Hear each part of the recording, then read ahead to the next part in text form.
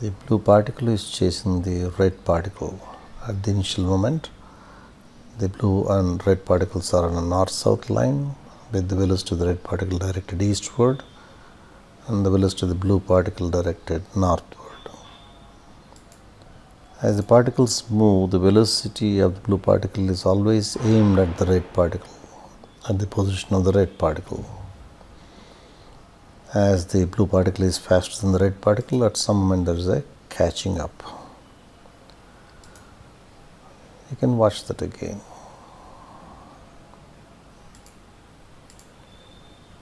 So the velocity vector of the blue particle turns very rapidly initially, but then it doesn't turn that much rapidly as it gets closer to the red particle.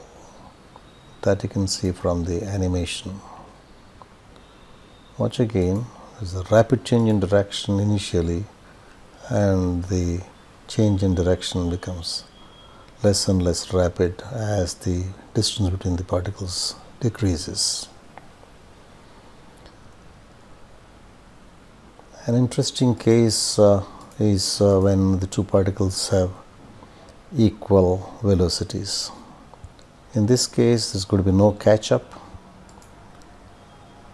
And something interesting that you can see here is that the distance between the particles becomes half of the initial distance, well, a long time after the chase begins.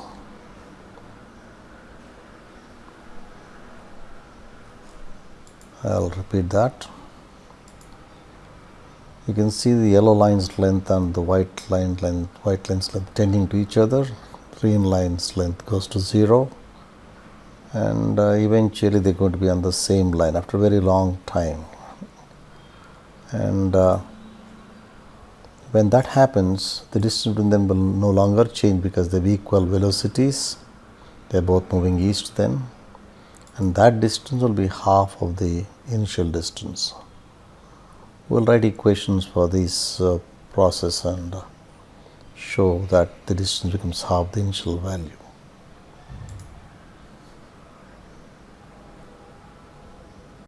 There is an interesting problem of two particles in a chase. The first particle is moving, say, straight towards east, and the second particle, which is at the initial moment to the south of the first particle, is chasing it. This is moving at v1, a constant velocity v1, straight towards east. And this aims its velocity at the first particle. The second particle aims its velocity at the first particle. That is, initially the velocity of the second particle is like this, and it keeps changing direction so that the velocity is always aimed at the position of the first particle. So you are interested in finding out when they meet. So this is what we have. Let's say some arbitrary moment. This follows a curved path because velocity is always directed towards the position of the first particle. The position of the first particle is here at a certain instant. The velocity of this particle is directed towards the first particle. The velocity of the second particle is greater than the velocity of the first particle. And our interest is to find when there is a meeting. This is a two-dimensional motion, but velocity of the second particle is changing in a complicated manner. Well, usually two-dimensional motion problems are solved by writing an x equation and a y equation and some solving. But this doesn't lend itself to that kind of solving. It's try those equations, assume positions and write equations. Theta is the variable varying with time here, so you could involve theta and some equation and solve a set of differential equations. That's too messy. We're asked just for time, so let's see if we have a way of doing something interesting, out of the box thinking. Now, if the initial distance to them is say d, the initial distance is d. Now, one equation you can write in the x direction would be for the x distance between these two. This, if the time of meeting is tm, say tm, then this v1 dt, that's the x displacement of the first particle, and for this the x velocity is varying. So v1 cos theta, sorry, v2 cos theta, v2 cos theta dt 0 to t tm, this should be equal to 0. They have initial x distance is 0, and finally when they meet, x distance again will be 0. So this is the x displacement of the first particle, this is the x displacement of the second particle, so they should be equal. Now we do something interesting. We write an equation for this line. That line's length, well, you can see that if the velocity is v1 like this angle is theta here. That line's length is increasing at the rate of v1 cos theta due to one's motion, and decreasing at the rate of v2 due to motion of the second particle. And this line initially was d long, and finally it is, when they meet, the length, that length of the line would be 0.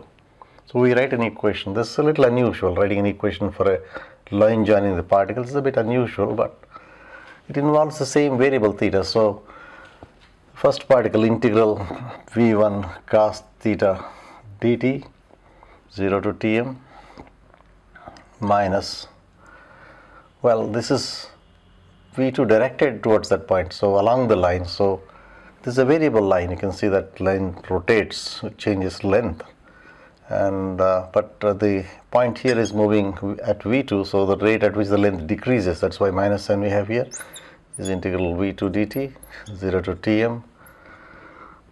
Final length is 0 and initial is d, so this is 0 minus d, so this is minus d. Now we need to eliminate the integral cos theta dt from here. So we could do something like, well, what? I'll write these equations here. From the first equation you get integral 0 to tm, v2 comes out, cos theta dt equals v1 tm. This integration is, v1 comes out, so integral dt, that's 0 to tm, so that's tm. How about the second one? v1 comes out again here, 0 to tm cos theta dt equals, let's push this to the other side, this will be, v2 comes out and 0 to tm of integral dt will be tm, right? So this is v2 tm, there is minus d there. Divide these two, and you get v2 by v1 equals v1 tm by v2 tm minus d. We want tm, right? So v2 squared tm, this cross multiplication, v2 squared tm minus dv2 equals v1 squared tm, right? So tm, well, let's get that this side, tm into v2 squared minus v1 squared is dv2, and tm, time when they meet, is dv2 by v2 squared minus v1 squared. v2 must be greater than v1, otherwise there will be no meeting. If v2 is equal to v1, the chase will never end. In the sense, this will always lag behind. So the chasing particle must have a greater velocity than the one which is being chased. This is well, the most efficient chase. Velocity is always directed towards the point which you want to meet. So velocity is this is the most efficient way of chasing. But anyways, this is the interesting part. Well, we are solving the problem without really doing too much of calculation. Well, there is a bit of calculation here, but it was more about eliminating the tough variable. Theta is varying with time in a complicated manner, and we're able to manage to eliminate, well, that theta. out of the box thinking, but yes, well, sometimes it's fun to be doing this kind of problems. There is another variation of this problem which is also interesting. Both the particles have same velocity, so there's going to be no catching up here. There's going to be no meeting. The chasing particle has the same velocity as the particle which is being chased. Well, your interest now is to find the distance between the two a long time after the chase begins. Initially the distance is d, right? You want to find the distance between the two particles when the chase ends. Initially this velocity vector turns very rapidly.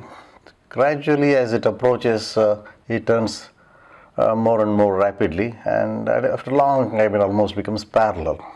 So velocities will both point in the same direction, eastward, after a long time. So we're interested in the distance between the two particles when that happens.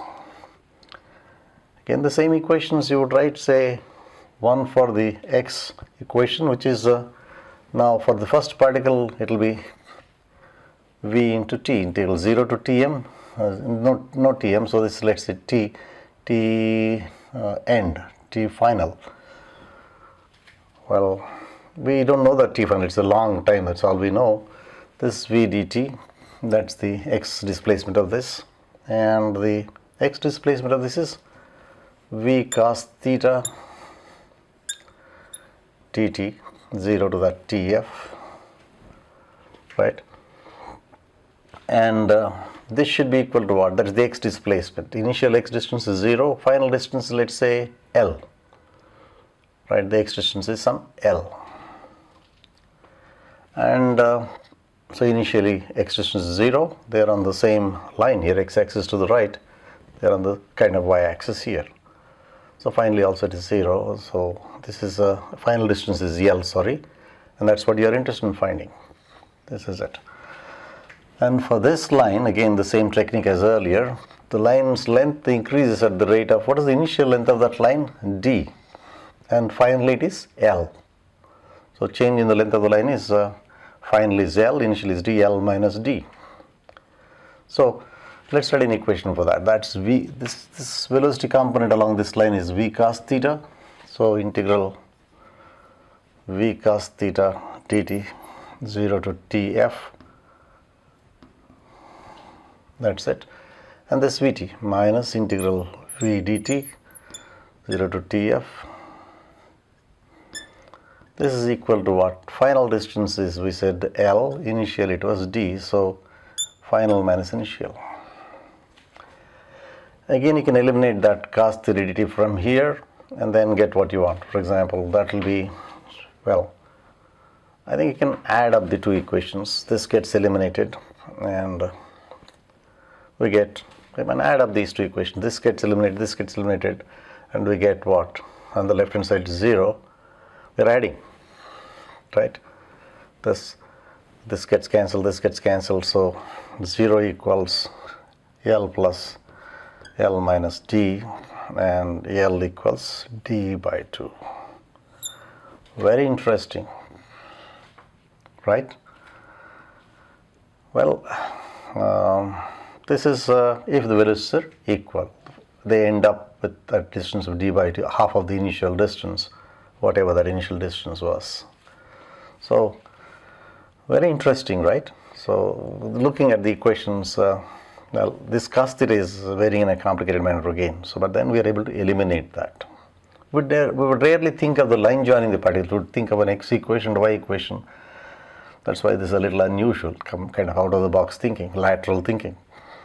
Whatever is varying, let's write equations for it. Whatever is varying, x coordinate is varying, y coordinate is varying for this particle. We didn't even bother about the y coordinate of this particle.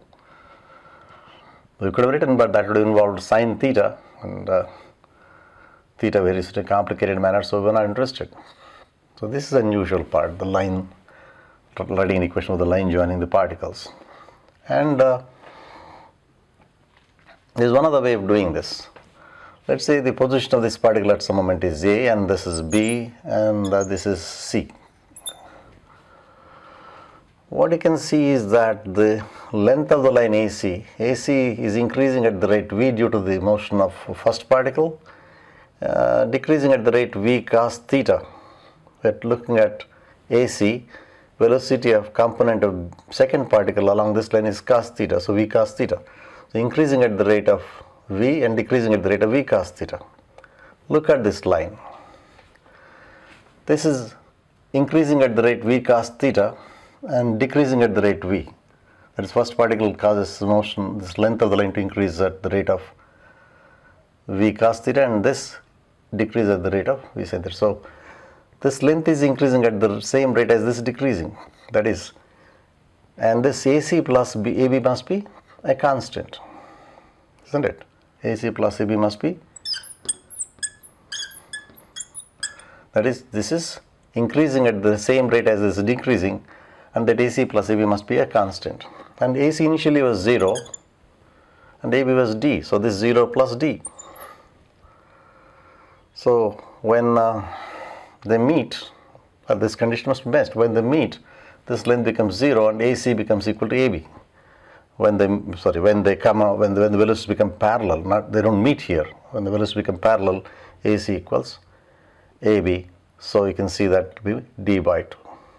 Very interesting way of solving.